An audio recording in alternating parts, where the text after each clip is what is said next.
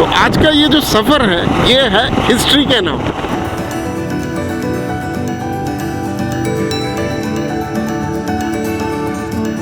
Hello travellers, welcome back to my channel two wheel travellers once again. Offbeat Bengal के second episode के खोज में हम लोग आज आके पहुंचे हैं त्रिवेणी, जहां पे मैं आपको दिखाऊंगा बंगाल के हिस्ट्री का एक और अनोखा पार्ट। तो चलिए मेरे साथ।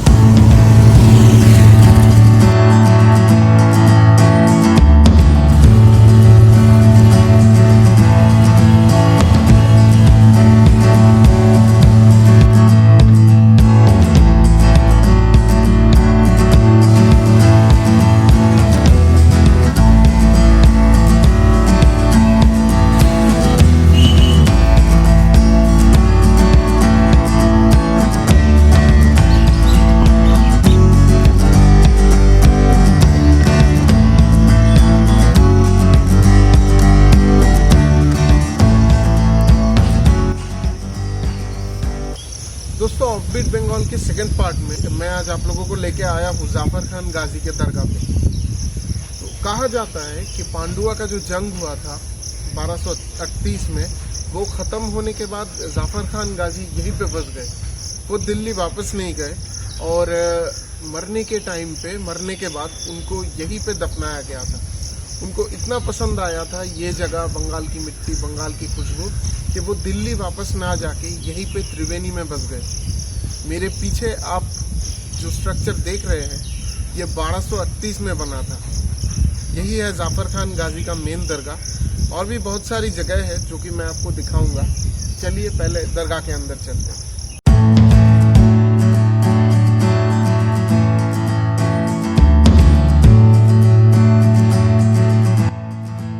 सो दोस्तों, यही है जाफर खान गाजी मस्जिद का मेन दरगाह। और दरगाह के ऊपर आप ये जो टॉम्ब्स देख रहे हो, ये मेनली सुल्तानी एरा में बनाए जाते थे। उसी टाइम से ये स्ट्रक्चर बनना स्टार्ट हुआ।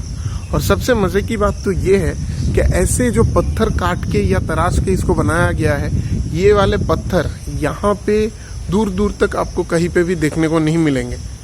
तो इनको बहुत ही दूर से काट के फिर तराश के यहाँ पे लाया जाता था और सारे पत्थरों को एक के ऊपर एक रख के ये मस्जिद बनाया गया है।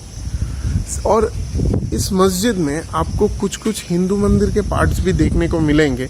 तो हिस्टोरियंस का ये भी मानना है कि कभी इस मस्जिद की जगह पे एक हिंदू मंदिर हुआ करता था, जिसको तोड़ के या फिर उसी के अवशेषों से इस मस्जिद को बनाया गया है। मैं आपको आगे दिखाने की कोशिश करता हूँ। जैसे आप अगर इस पार्ट को देखोगे तो ये वाला वॉल मस्जिद के बाकी वॉल से बिल्कुल अलग है। ये ज़्यादातर मिट्टी को जला के जो ईंट बनाई जाती थी, उसी के ऊपर ये स्कल्पचर्स बने हुए हैं हाथ से, जिसको बंगाली में, ये बंगाल का एक बहुत ही फेमस आर्ट वर्क है जिसको टेराकोटा बोला जाता है। और इसमें आपको हिंदू मंदिरों के अवशेष देखने को मिलेंगे।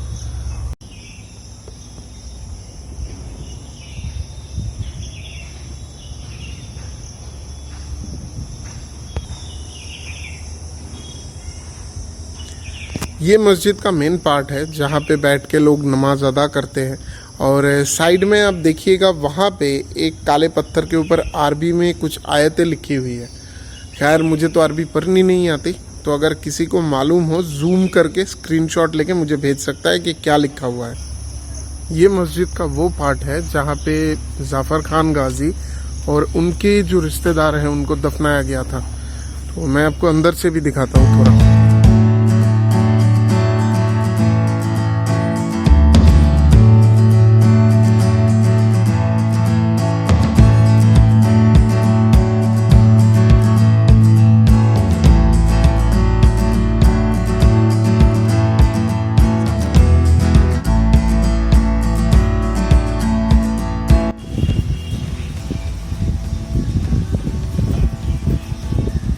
अंदर से ये मस्जिद कुछ ऐसा दिखता है। और ये सारे कब्र है जाफ़र खान गाजी और उनके जो रिश्तेदार थे उनके, कुछ यहाँ पे भी है और कुछ उस साइड पे भी है। तो एक चीज़ आप देख सकते हो कि नीचे वाले जो स्ट्रक्चर्स है ये सारे पत्थर के बने हुए हैं, लेकिन ऊपर वाले जो स्ट्रक्चर है इसके ऊपर में ये पूरा का पूरा छोटा जो ईंट होता है उससे बना हुआ है।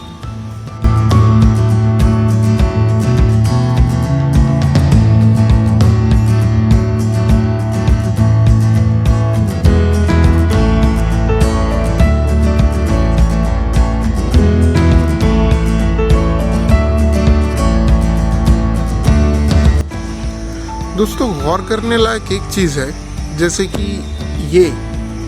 ये जो स्ट्रक्चर्स है मैं आपको करीब से दिखाता हूँ। ये वाला जो स्ट्रक्चर है, अगर आप पूरी जगन्नाथ मंदिर या कोणार्क गए हो तो उसका जो स्ट्रक्चर है बिल्कुल उसी तरह से है। इसको बंगाली स्ट्रक्चर में रेक देउल बोला जाता है। तो ये वाला रेक देउल है, ये किसी अप्सरा की मूर्ति है, ये कोई अप्सरा की मूर्ति थी। और ऊपर वाला ये जो पूरा स्ट्रक्चर है अगर मैं आपको दिखाऊं तो इसमें पूरी जगह में आपको वहाँ पे भी ऐसा स्ट्रक्चर देखने को मिलेगा पूरे इस जगह में। तो यहाँ से कुछ ऐसा लगता है कि ये जो है ये हिंदू मंदिर के अवशेष है जिसको तोड़ के यहाँ पे लाके ये मस्जिद बनाई गई थी, या फिर ये कोई हिंदू मंदिर था जिसको तोड़ के ये मस्जिद बनाई गई थी।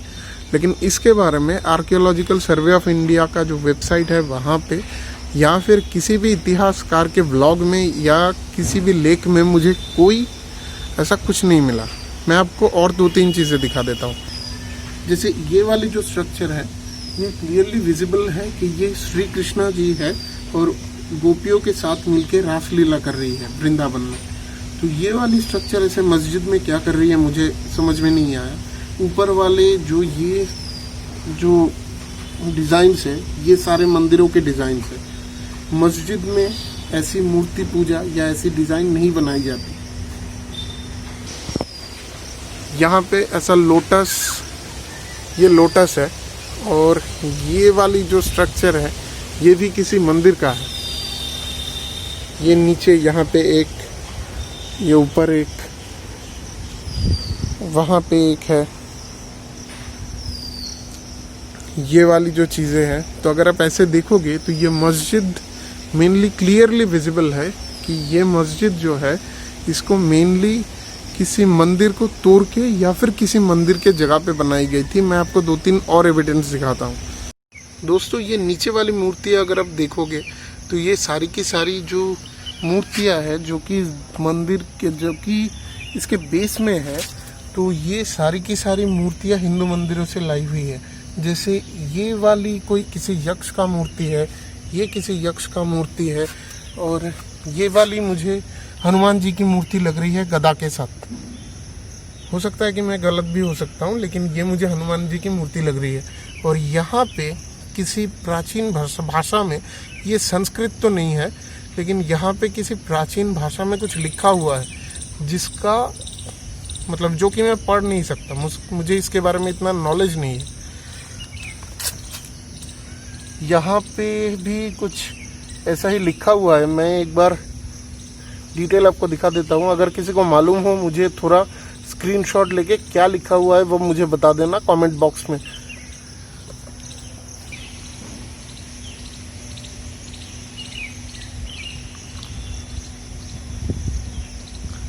ये सारी की सारी आप जो मूर्तियाँ देख रहे हो ये स्टोन को कर्व करके बनाया हुआ है। और वैसे भी अगर आप ये मस्जिद का स्ट्रक्चर देखो तो इसमें आपको यहाँ पे पत्थर मिलेगा, ऊपर में ईंटें मिलेंगी। यहाँ पे जो जाफरी का काम है ये मुस्लिम घराने से आता है, तो ये जाफरी का जो काम है ये भी ईंटों के ऊपर खुदाई करके बनाया हुआ है या फिर मिट्टी को जला के फिर बनाया हुआ है। टेराकोटा का है ये पूरा। ये जैसे मतलब हमारे जो विंडोज़ होते हैं वैसे ही थे पुराने दिनों में हवा आने के लिए। यहाँ पे अगर आप देखोगे तो शंख, चक्र, गदा और लोटस, ये चारों चीज़ें हाथ में लेके विष्णु जी की मूर्ति है। साइड में ये शायद सरस्वती माता की मूर्ति है।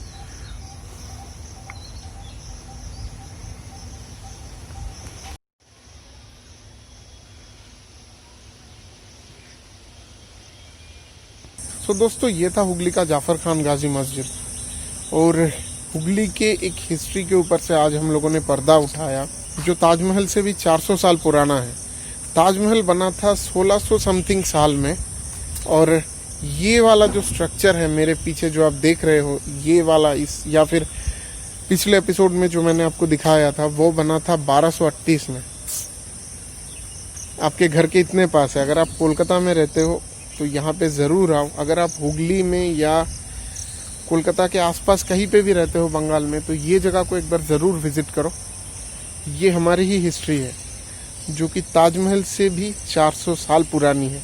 और जाफर खान गाजी मस्जिद कोई हिंदू मंदिर था या फिर कोई मस्जिद था, ये मैं आप लोगों पे छोड़ता हूँ। कमेंट बॉक्स में बताओ कि आपको कैसा लगा, और अगर आपने यहाँ तक दोनों एपिसोड देख लिया है तो एक लाइक तो बनता है। ऑफ बीट बंगाल के बहुत सारे जियोग्राफिकल और हिस्टोरिकल वंडर्स एक्सप्लोर करना अभी भी बाकी है, तो अगर आपको वो सब देखना है बने रहिए हमारे चैनल के साथ। सब्सक्राइब करने के बाद बेल का बटन दबाना मत भूलिए। तब तक के लिए बाय।